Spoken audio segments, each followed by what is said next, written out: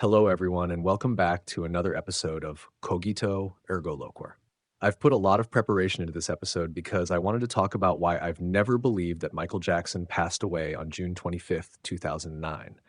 I'm going to share everything I think about this topic in an attempt to help you understand my point of view. When Michael Jackson's death was announced on June 25th, 2009, I remember being left speechless. Like millions of people around the world, I mourned the loss of an artist who revolutionized music and influenced entire generations. But as time went on, certain inconsistencies began to surface, leading me to question the official account of his passing.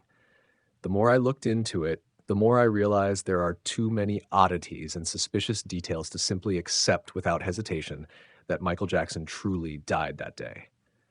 Let me make one thing clear. I'm not a conspiracy theorist. I believe many questions have logical answers, and often the facts are simpler than they seem. But in this case, I can't ignore the numerous anomalies that continue to emerge, making this story even more puzzling. Let's start with the day of his death. According to official reports, Michael Jackson was found unresponsive at his Holmby Hills home by his personal physician, Dr. Conrad Murray. The 911 call, however, was placed half an hour after Murray reportedly discovered Michael without a pulse, a delay that remains unexplained. During that time, Murray allegedly tried to resuscitate him using CPR on a bed, an odd and non-standard choice since CPR requires a hard surface to be effective. Additionally, there were inconsistencies in witness accounts. Some staff members provided differing versions of what happened that morning. Paramedics who arrived on the scene claimed Michael Jackson had already been dead for some time, yet hospital reports state he was officially pronounced dead at 2:26 p.m. at UCLA Medical Center. What really happened during that gap of time? Some speculate that the delay was used to orchestrate a cover-up. If Michael Jackson had decided to stage his own death, that day would have been the perfect opportunity to arrange the details and execute the plan. Dr. Conrad Murray is a central figure in this story. Convicted of involuntary manslaughter in 2011, he was portrayed as responsible for Michael's death due to administering a lethal dose of propofol. However, Murray's behavior raises more questions than it answers.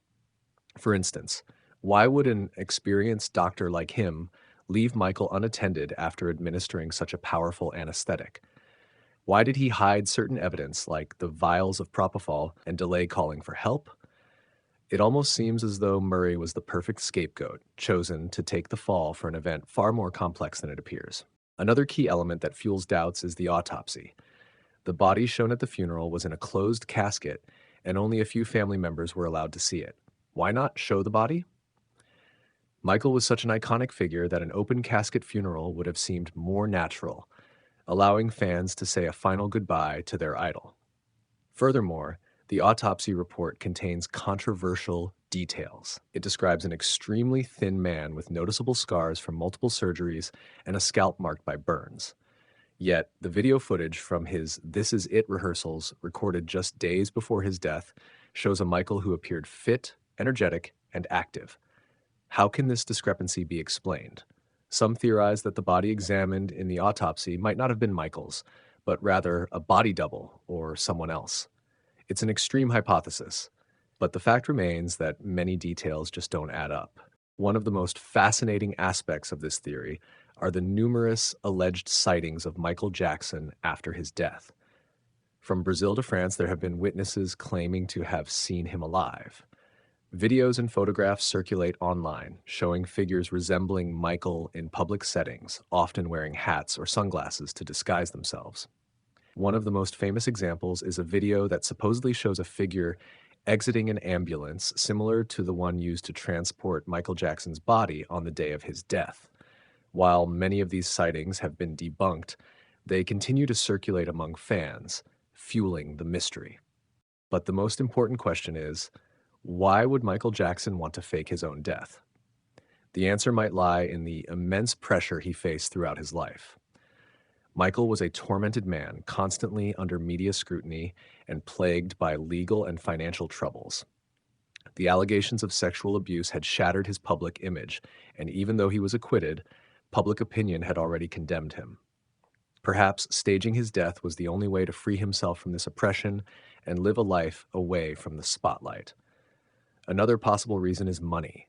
After his death, sales of his music soared, generating billions of dollars for his estate. Michael Jackson always had a sharp business mind, and faking his death could have been the ultimate move to ensure the financial security of his children. I don't claim to have definitive answers, but I firmly believe there are too many strange details and inconsistencies in the official story to accept it without doubt. Michael Jackson was an extraordinary man with a unique talent and a life marked by controversies and tragedies. Is it possible that he decided to write the final chapter of his story on his own terms? Whether he is alive or not, the myth of Michael Jackson continues to grow, and perhaps, in a sense, that is exactly what he would have wanted.